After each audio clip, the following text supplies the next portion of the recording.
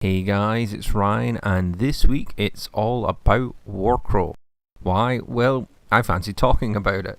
In this video I'm going to try and collate a lot of information on Warcrow and point to where to find it before the game launches later this year. I often see a good few people confused on what Warcrow is, what the Kickstarter was, and what the Wargame will be. So hopefully in this video I can answer some of those questions and outline the basics of Warcrow and what we should be expecting to come. As with all things Corvus Belli, the best way to get info is on their own channel, but consider this a 20-minute summary.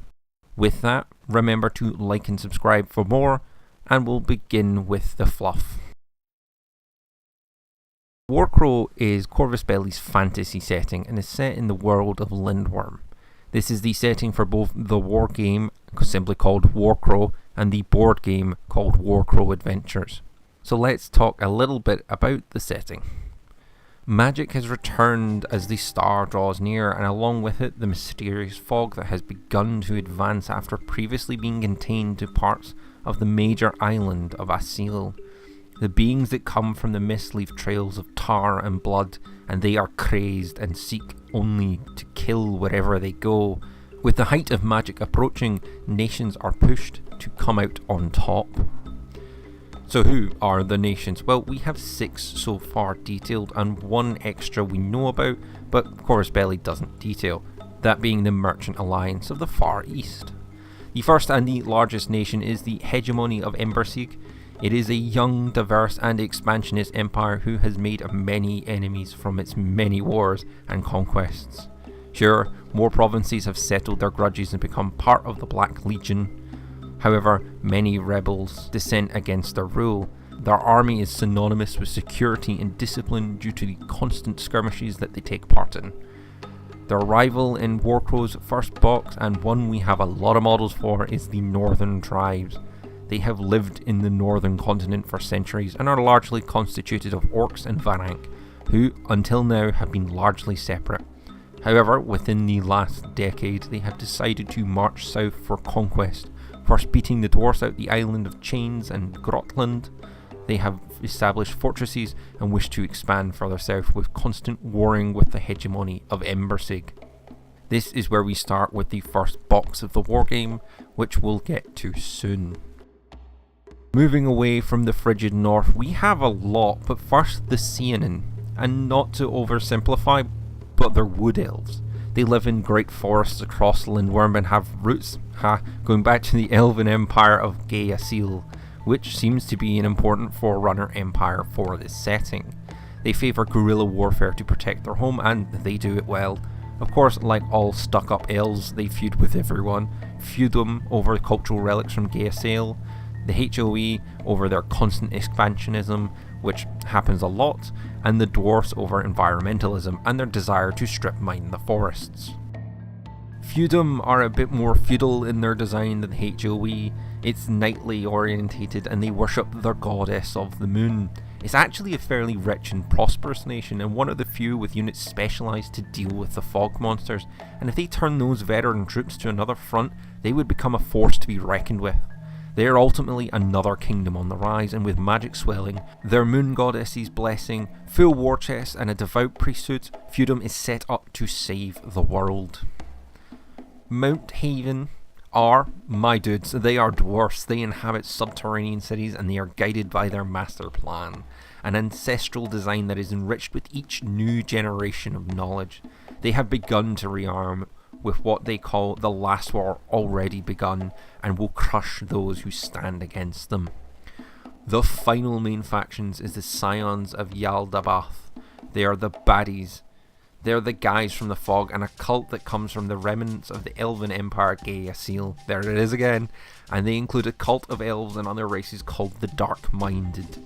Hiding for thousands of years, they are the survivors saving themselves for the day they can fully embrace the tinge. They use their arcane mastery to create monsters that come from the frog and unleash them on their foes. Their plan may be infallible, but they are intent on carrying it out. With this, it is obvious that they are in fact the main antagonist of the Warcrow Adventure board game. So with the fluff out of the road and the setting firmly established, what is the difference between the board game and the war game? And what was that Kickstarter that was done? And what is this thing that's on pre-order in July?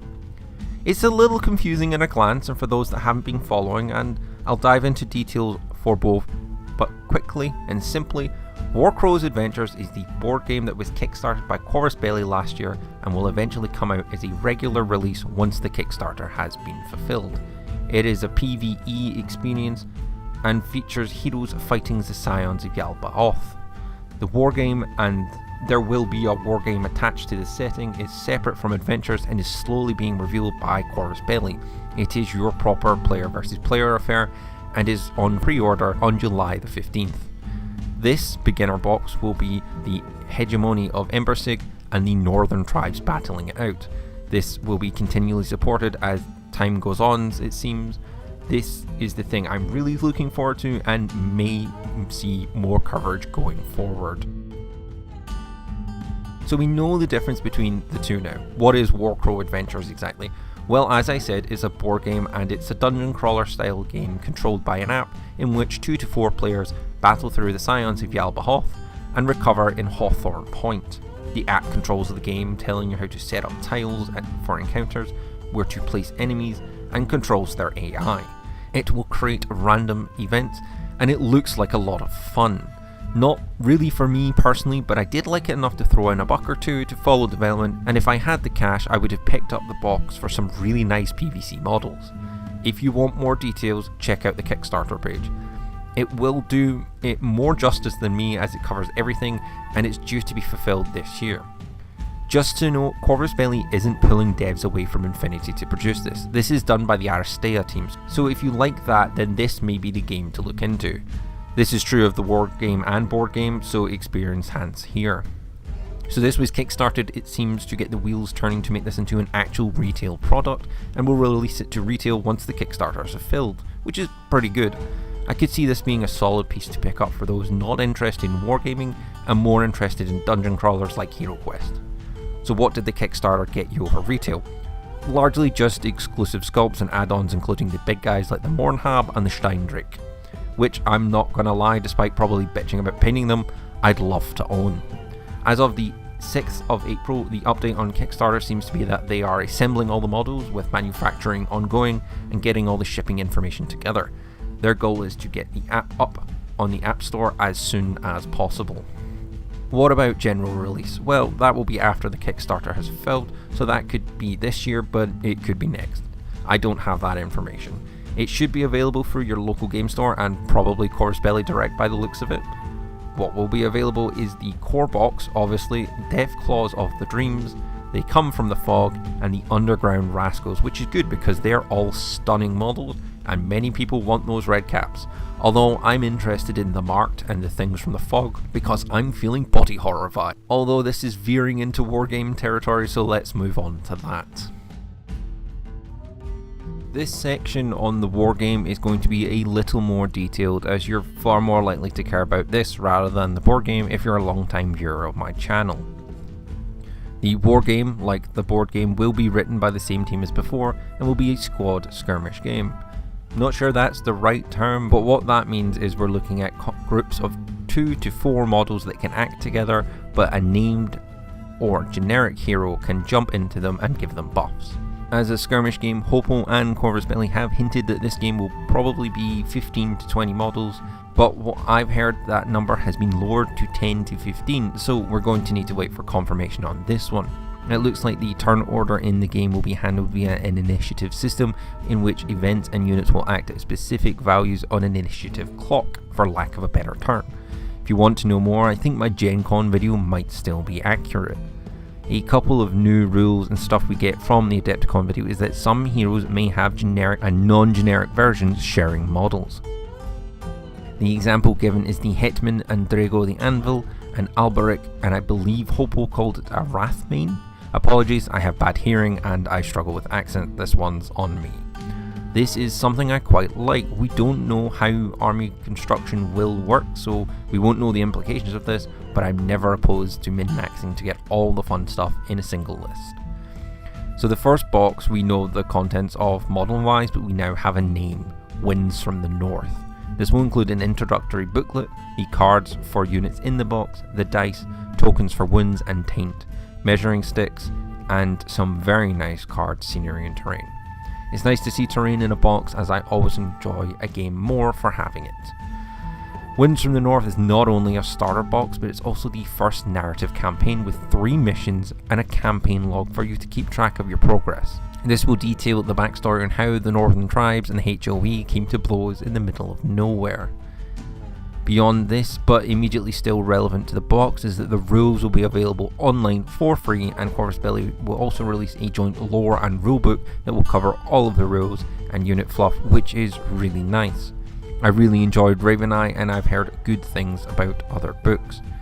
Now, beyond the box, or beyond Winds from the North, because why change a naming scheme that already works? It's a really solid box. We get 2 Varanx Game Changers and Njord the Merciless, who we've all seen before. However, in the Adepticon video we get to see the other parts of the box. They were rumoured before, but now we've seen them for real. Dwarves. Dwarves are my favourite fantasy army, and here we have a pair with a killer black and gold scheme. They are range units, I think the first with rifles crossed with a pickaxe, and seem to be sappers, which makes sense as they're called pioneers. I really dig the design of the 2 sculpts shown, and I may pick up the box to ease myself into Warcrow. Also, dating myself a little here, Hopo made a reference to Diggy Diggy Hole, and I got flashbacks to the original Yogscast videos and felt old. Last model is a sniper called Lady Telia, and is the only human ever to join the dwarf-only pioneers, so she's really got the skills. I like the design of the HOE, and Telia and the dwarves really show it best. Before I jump into the release schedule, demos are available. Salute and UK Games Expo are the next 2, and 2 in the UK. Unfortunately, I don't think my wife would appreciate me nipping down to London for a pint of milk and a day at Salute. Also, by the time this video is out, that will have gone and passed. So the release schedule looks pretty similar to N4 or Code 1 at the moment. We have a big Versus box at Gen Con with a Beyond box, and then in the following months we have releases focused on these 2 factions. After this, we don't know what's next. We know we will get more eventually. The going explanation from Corvus Belli reps at events is that the next box will likely be an action-pack style box with a single faction like Wood Elves, which makes sense. This is what Infinity does and allows for 3 factions a year. This release schedule could mean we could have every faction in about 2 years. 2 Gen Con versus boxes and 2 solo boxes. If I had to throw out some wild speculation, I'd say solo Wood Elves, then Scions versus Feudum, and finally the Dwarfs to round out the pack. It has also been alluded to that until the Scions are released, we can use adventures as a starters if the rules pop up before their box does. Corvus Belli has also said as much during various Whispers of Lindworm videos, although we're too far out for any certainties. We don't know how the factions could be released and the impact Infinity could have. However, I don't really think it will have any. I think it will be Warcrow full steam ahead, and Infinity continues on in the background, keeping pace with the new kid on the block. Anyway, we'll find out soon enough.